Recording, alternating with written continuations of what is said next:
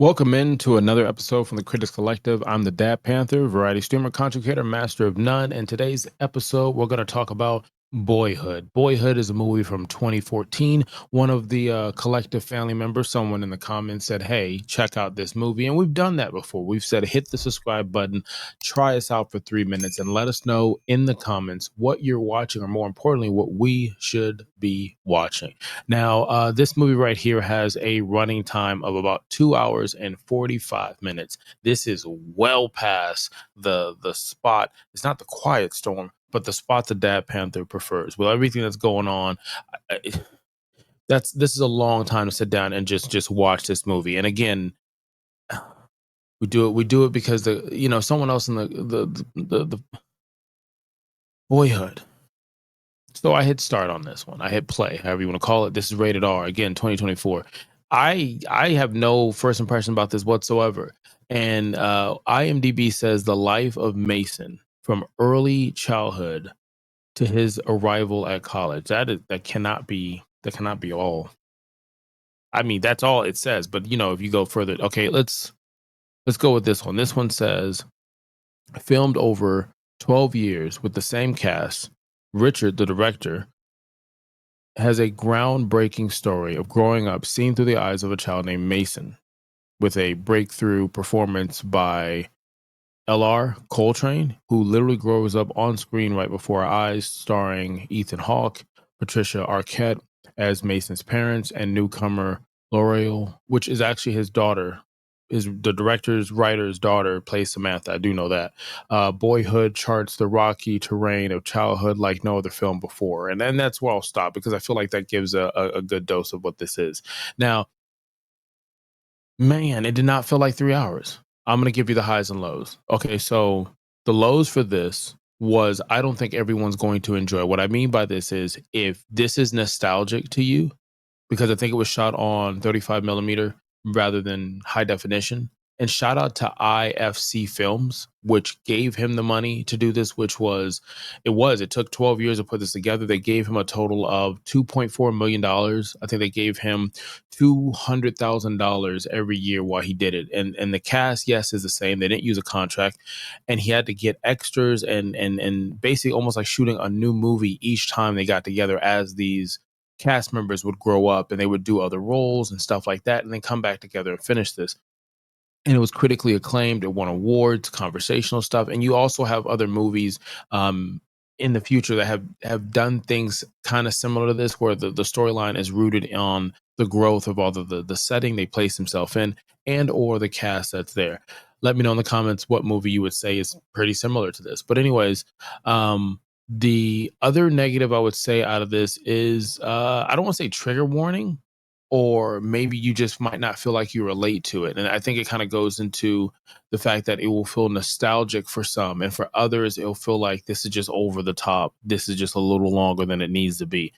The good things I would say out of this, I thought the music fit perfectly. I thought the look of it felt good. For me to watch this movie, which 2014 isn't too far away, but sometimes you'll watch something and it feels so outdated. Like, check our review on How to Train Your Dragon. We have the new one that came out and the old one, but sometimes it just seems like it takes a major step back, maybe probably due to technology and just the jokes, the trends, and things that go on.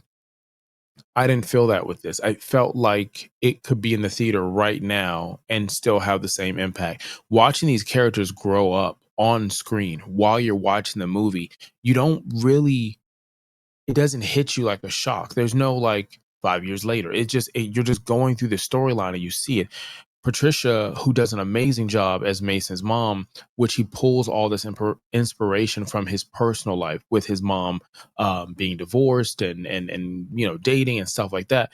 And the dad played by Ethan, the dad being in insurance, and he left the story open where he could have went any direction with it. And this is the direction we got with it. I thought the acting was really, really good, even from the younger cast that was kind of growing up into their roles.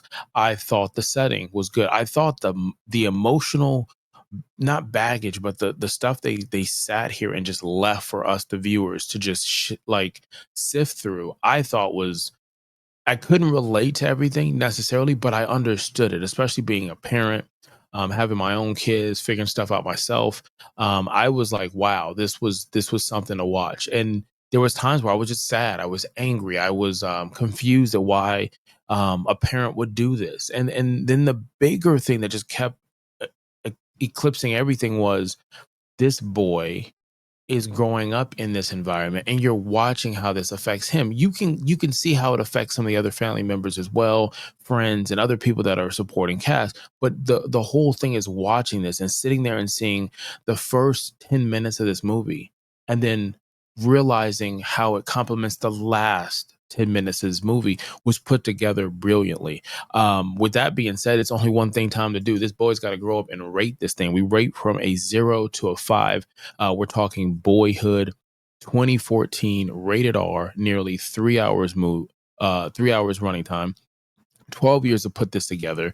You're literally telling a production company, hey, I got a great idea. It's supposed to be a series of short stories, but I would love to have a bunch of money right now, but you're not going to get an investment payoff on this for 12 years. And IFC Film said, yes, sign me up. And this movie, I think, took 3 million to make, and it made almost 60 million in the box office. And I believe it made more than that at DVDs and stuff like that, but that's a win. So it makes me think of Sinners. Go check out Sinners. We've done a review and deep dive discussion on that. You can check that out.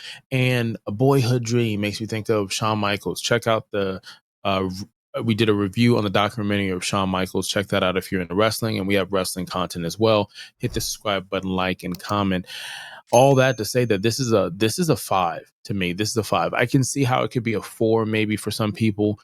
Again, the nostalgia kind of clicks over. But even if you weren't born in this time where you can feel like, man, there's something about this feels nostalgic, I think you'll still enjoy this movie. Another thing I thought about as I wear this Camp Anawana t-shirt right here, um, the clothing in this movie was like a co-star. I know maybe no one's thinking about it, but if you watch this movie, watch the clothes. There's so many times you watch a movie that jumps in the time, whether drastically or dramatically or gradually. The problem is the fashion doesn't sync up. There's something that wasn't there for that time frame, or it seems so progressive. This, from the striped shirts that went across, the cargo pants, certain haircuts, hats, cars, certain things that fit in this world grew at the same pace as the actors in there. And I just thought, man, you add that with the fact this cast was acting and the story was not lacking, is the reason why I said this is a 5. So let me know in the comments, what would you rate this movie? You can check us out on letterboxd, and I'm on letterboxd as well. And you could have been anywhere in the world and you chose to be here. I greatly appreciate that. Until next time, click.